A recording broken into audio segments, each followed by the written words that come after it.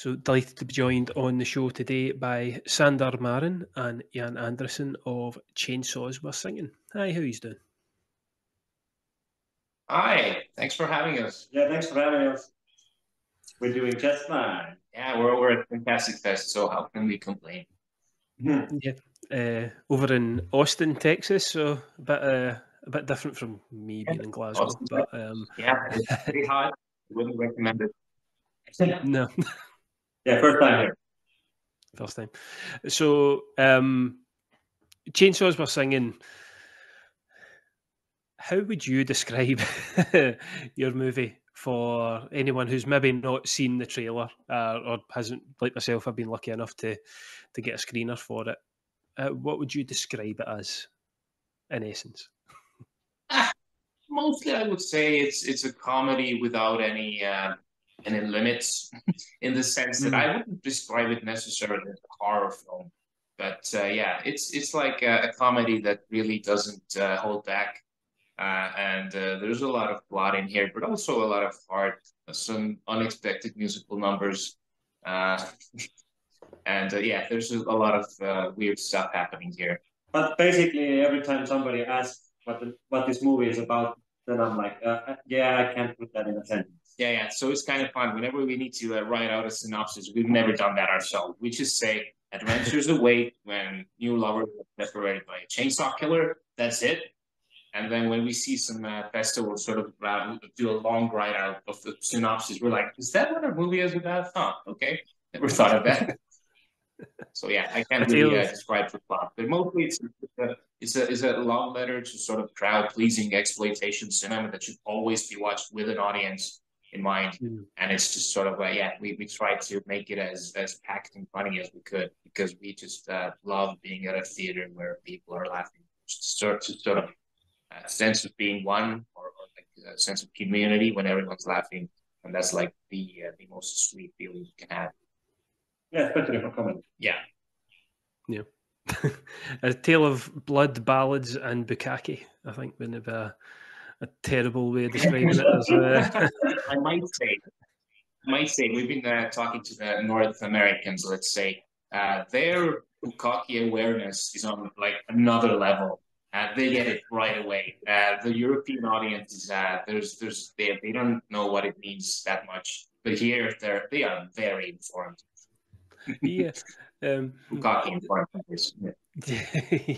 Yeah.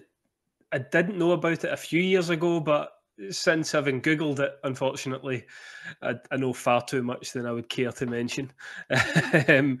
So basically, from the trailer, you say it's been 10 years in the making. Has that been since inception? Has it been a sort of small nugget of a story? Has this always been how you've wanted to develop the movie?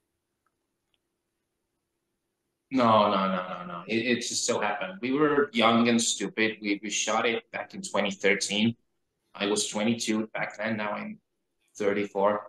And yeah, we shot the whole thing basically during one summer and some fall on it. It was like 64 shooting days. But then yeah, it was just way too much material, like 8,000 video files. And yeah, it was about 2 years to edit, and like 3 years sound design and music orchestration we had to learn, and then color correction for 2 years, VFX, which there's a lot of crappy VFX there, which you do see, but the ones that you don't see are like 300 shots of well hidden stuff, basically just cleaning up the footage. So yeah, it was never supposed to go this way. It's just that we didn't have a budget, and yeah, if you're doing it yourself, it's free. So that's how it sort of came to be. Yeah, but initially we were gonna have it ready for the Horror Film Festival in Estonia for 2014. That was the initial goal. Yeah, Haapsalu Horror and Fantasy Film Festival. Yeah. Good. Or a hall for foreigners. Yeah. And you've got obviously there is a lot of the kind of gore effects that are involved in it, and there is a lot of the practical elements involved, and I think they work very well. That you do have the comedy aspect of them as well.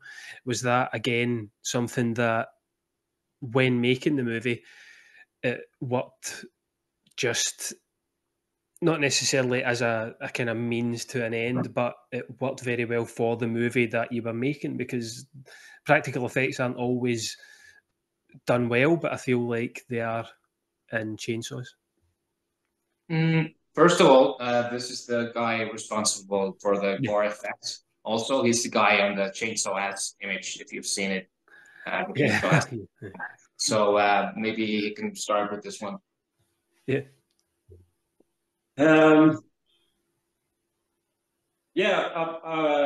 We did a short movie, which was like 15-minute short movie about a killer rat, Curiosity Kills, back in 2012.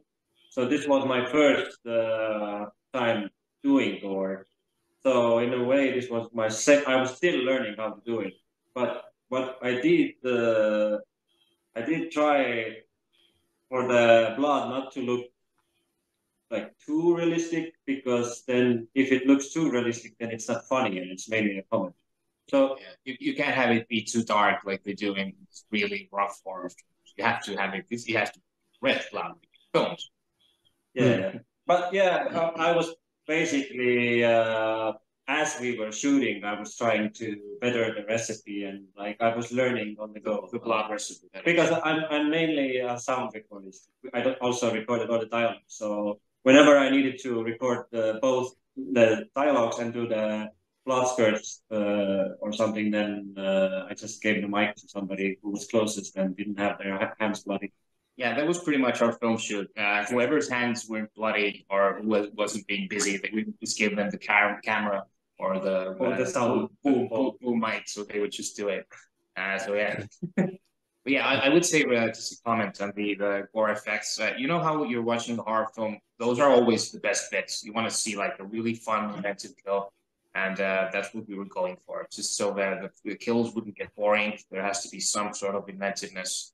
And yeah, I do believe we came up with a bunch of original kills, and perhaps some very fun ones, even if they aren't all that original. Yeah, I don't know if like a flower through the glasses into the eye. I have never seen that. Yeah. And literal eyeballs, which was obviously something that's good to see. That was quite a scene. There's a fun fact there. Actually, this was the first point of inception for this film. I remember I was watching Hobo with a Shotgun at the Genre Film Festival back in Estonia. And whenever I'm watching horror films at a festival, a part of my brain always just starts generating fun kills. And that's when I came up with this kill, which was the testicle eyeballs one. And yeah, basically, we ended up just building the entire story around this kill, just so we could make this kill happen in a film. You know the one we're talking about, right? Yeah, that's the literal eyeballs. Yeah. Yeah, and it works great, and I think you're right. I think you do get the balance of comedy alongside gore, because, as you're saying, Jan, it would be too, if the blood is too realistic, it takes away from the comedy element, and it's so over the top. Yeah, that was the idea. To do it over the top. Plus, yeah, there is a really big challenge when making a horror comedy, that you don't get too weird about it. And also, if you're mixing in musicals as well, I mean, that's a very tough genre to pull off successfully. I'd say that like Cannibal the Musical is one of the best examples, and perhaps Little Shop of Horrors. But other than that, I feel the horror musical comedies, I'm not a big fan of many of them, just because I feel like their balance is not quite there. I mean, it's fair to say that ours isn't even. That's like a matter of taste. Yeah, there are like bits where it's more focusing on the dramatic horror elements, and like yesterday when we had the US premiere, I was like also like noticing that, hey, we hadn't had a Joker for a while here, even though I've seen the movie countless times. But, watching it with different eyes. Yeah, that's kind of weird about it. This is that I'm totally proud of the entire film, and I stand behind every decision. But now, yesterday, I was watching. I was like, oh, God, I wish I could cut that out. I wish I could cut that out. Yeah. There's so much, but I don't want to go all like George Lucas on it now and change it. If you see Ewoks popping up in the kind of director's cut in a couple of years' time, then you've been at it. Yeah, that's probably the key too, though. Yeah, so they both do it. Spielberg. Yeah. You obviously you talk of the musical aspect as well, which can sometimes, especially in horrors, I think one that you mentioned, Little Shop of Horrors. There's actually a Scottish one called Anna and the Apocalypse. Don't know if you've seen that, which is the zombie horror. I've seen that. Yes. Yeah. And they do work to different degrees, but I think the kind of storytelling in your movie alongside the musical aspect makes it meld really well. How did you come to having the thought of the musical side of it? Because it is quite a difficult, because you're not only having to write a script, you're having to write songs, you're having to write a story alongside everything else. Yeah, I mean, let's say we were educated by Trey Parker and Matt Stone. That's who we were, grew up with. And their thing always that if you have a musical number, it has to be really linked into the plot, in the sense that if you were to remove it, you would kill the film. And so every single musical number has to be integrated in a way that it sort of changes the plot or introduces a character, but it can't just be that you're paused the film and now there's a musical number. So that's what the Trey and Parker have always done, and that's why their musical stuff works so well. I have a major beef with most musicals because you can tell that the musical numbers were not integrated into the plot, and the director definitely didn't write them. So you can feel like some sort of musical person just took over, and now they're dancing for some reason. And I didn't want to have that here.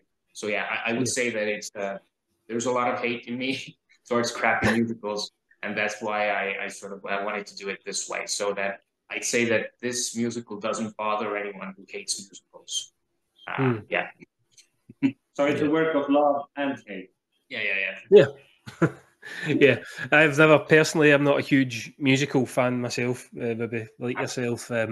It's just a genre that it just doesn't speak to me very much, but it works in your movie in a way that does speak to me and does have the effect and has the comedy beats work, and as I said, it blends really well together.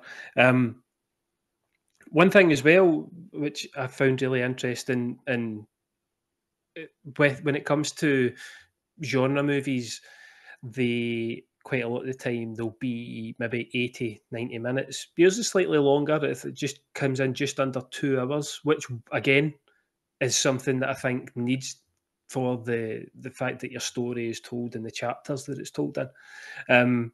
Was that a case of you wanted to put as much as you had filmed on screen, or was it you felt that was what was natural for it?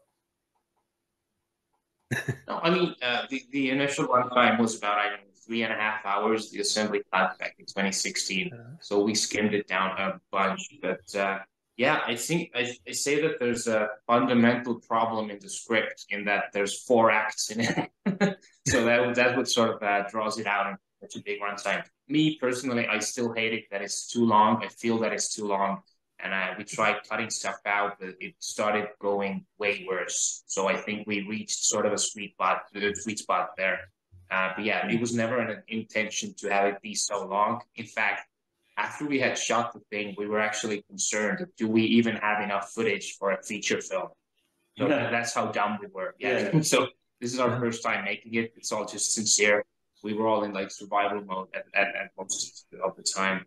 But yeah, I feel like there are so many crazy elements in the film that once you start trusting the film as a viewer, you're going to have a lot of fun. But if you're being suspicious that am I going to get bored, then you may go down the wrong route. But yeah, that's why it's so great to watch with an audience, because when you get people laughing, then they're like, okay, we're in for a good time, and then the runtime doesn't really bother you. Does that answer the question?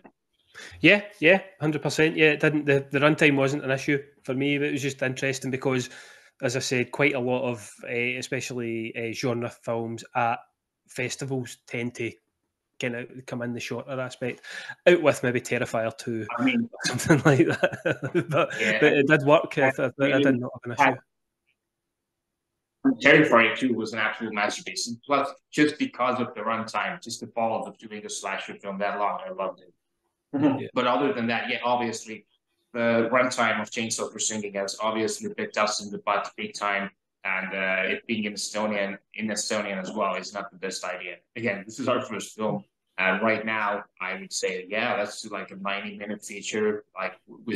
So it would be way better to market. Back in the day when we were making it, obviously there were no thoughts of if it's ever going to go anywhere. We were just having fun being kids and making a movie. Even not in thinking about Estonian audiences. We're just making it for ourselves and feeling like a strange sense of liberation since I had just dropped out of film school, and there was literally no film police whatsoever who would say yes or no to anything. So basically, anything goes. We can do anything we want. And at one point, it sort of started being scary that, dude, there's no one holding us back. Maybe we shouldn't do this. Yeah. Yeah, because at schools they teach you how to do short movies, so we weren't equipped mentally about we didn't have the know-how. Yeah. Yeah, even with the eyeballs kill, or even the bukkake scene at first, it was supposed to be way more graphic and nasty.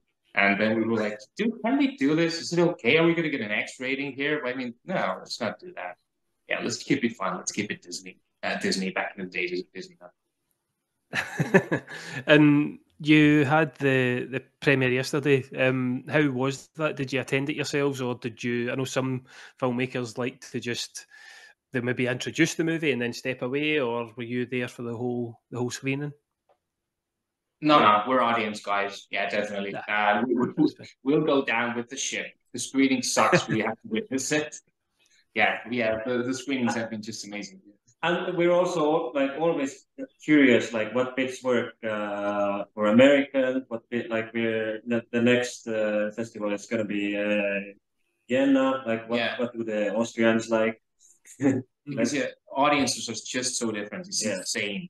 I mean, I get it if there's cultural differences. They don't get the European-centric jokes, maybe. But yeah, it's just some jokes that just kill in some festivals don't elsewhere. But for some reason, like when Cobra starts ranting about like having a war between Portugal and Sweden, then even like Americans here start laughing immediately. Some of them did, but not so much. Yeah. Again, there's so much European-centric stupid stuff there that, if you know that Bratislava is landlocked and there's no crisp sea air there, then you might chuckle. But yeah, Americans are not going to know that. So I'd say that there's very huge differences culturally. But there's a lot of bits that work universally. That's just lovely. Do you know, you mentioned that war with Sweden and Portugal, and I was just before we came on, I had a phone call with my dad, and I had to check with him. I was like, in 1979, was there something involving the Eastern Europeans, the Swedes, and Portugal? And he went, I don't think so, no. I went, right, just to be sure. Just in case I'd missed something, like there's just but yeah, it makes sense. That was basically, I remember when I wrote it, I wanted to be a joke on the viewer in the sense that most of the viewers are not going to know if it's bullshit or not. And that's sort of funny to me personally, because those were like the neutral countries during World War III, sorry. Let's see about three. But yeah, they were the neutral countries. And so it was kind of funny to just have them be at war with each other, fictional wars especially. So yeah, there's a lot of jokes on the viewer there. Even the costume changes of one character, we still find it so funny. Okay, there's this character, Jan, which you probably noticed, has his costumes change every scene he's in. And still, most of the viewers don't notice it, which is so funny to me personally. Because at one point he's wearing like a whole body rubber fishing suit, and he jumps right next to the scene and he's wearing a tuxedo, and it's just fine. No one notices it. Yeah. It's like trolling. It's like trolling the viewer, but It was one of those things. I just had to make sure I wasn't going to say anything offensive. Like, if I missed out some sort of war that might actually be personal, but then why would the Portuguese be involved? That's awfully far for them to travel. Like, logistically, that's a problem. Like, yeah. So I just thought I'd check with my dad. My dad knows things. I don't. So, but again, I'm not making fun of Americans here. I've met most of them have been very sophisticated and well educated, but it was always funny to me that they would just think, yeah, it's Europe, it makes sense. They're probably neighbors. Yeah, sure. Yeah, support. Yeah. Yeah. And obviously, I think you've got another screening tomorrow as well, haven't you? Yes, but it sucks that we have to leave tomorrow because we had booked our flights before the schedule was revealed. So we can't go there. Yeah.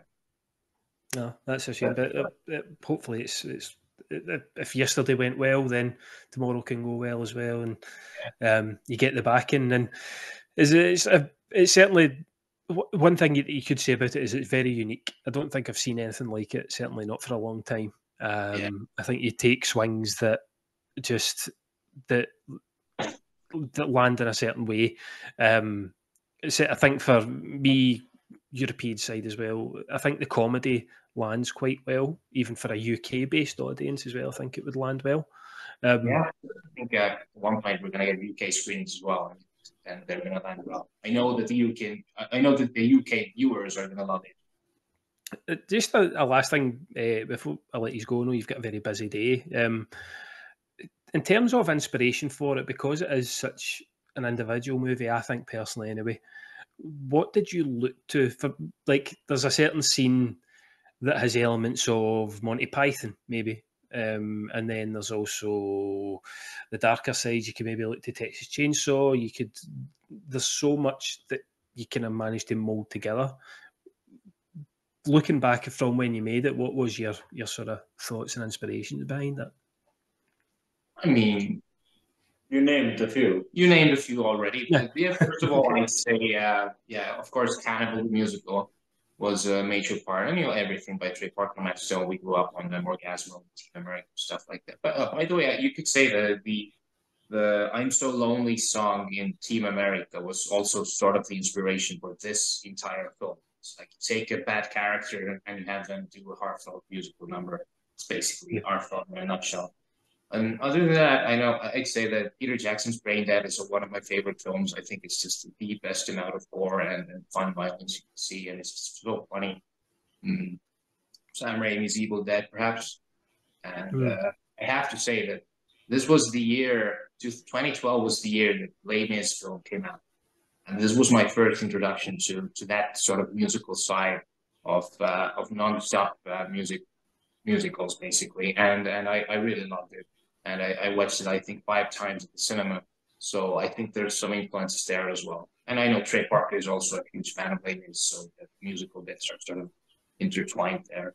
But yeah, in terms of the musical bits, I'd say that, Cannibal the Musical is sort of a bit of a fuck you in terms of, let's take something really gross and nasty and violent, let's turn it into a musical. So our initial shooting script, actually, our title was Serial Killer the Musical.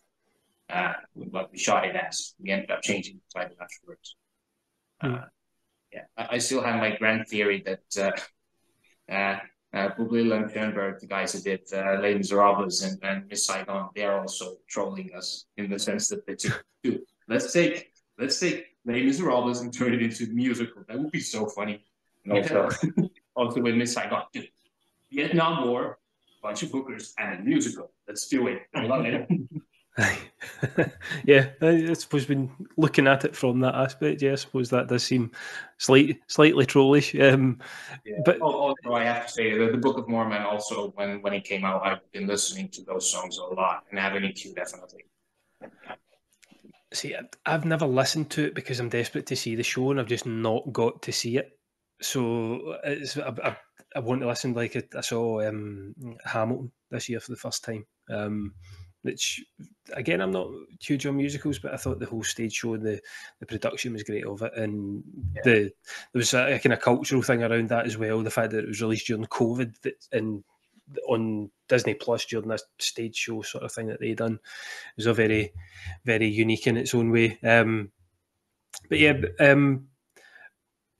from being filmmakers from Estonia for yourselves, and you've went over to Austin in the States, there will be other movies throughout the weekend that are from more traditional filmmaking countries that people are maybe more expecting those movies to have came from. Have you had any not questions to yourselves, but I mean just like saying, is there an aspect of people maybe being surprised that the movies came from Estonia because it's not the traditional filmmaking aspect? Yeah, sure. I mean, actually, I don't think it matters where this film came from. If we were Japanese, we also could have just gone to the forest and shot the film there. Or if we were in France, or I don't know, in Nigeria, whatever. Because we didn't work through the Estonian filmmaker system, so it was really just a bunch of kids shooting a film in the woods. So in that sense, it's not an Estonian movie per se. And it's set. It isn't specifically set in that geographical like area. Yeah, well. There's nothing Estonia specific about it except for the language or time specific. Yeah. There's another Estonian film here. It's called The Black Hole, which is a way bigger production and possibly a way better film. Let's see. But other than that, I don't know. I think we haven't really actually seen movies here. Yeah, we only saw Terrifier 3 here because we just don't have the time here to watch films that we are going to see a couple today. But I'd say that the Fantastic Fest viewers are really open to something fresh and unique. And that's why I think they were even digging the aesthetics of the film, because it's just so different. It doesn't look like the films that are shot today, especially when you're doing digital, and it looks very clean, almost too clean, that it doesn't feel like a film anymore. So yeah, I'd say that they were very open and they felt like this was something special. I don't know, in a good way or a bad way, it was definitely special. Yeah. Well, it's great to hear, and I think from my viewing, I think it worked fantastically well. I hope you get a great response tomorrow as well to your screening, and just have a great day today as well. Hopefully catch as much movies as you can, which is travelling that way. Yeah. I'd imagine you'd be hoping to catch some stuff, and I've not seen Terrifier 3 yet. I will eventually. I'll see how that goes. But Sander and Jan, thank you very much for your time.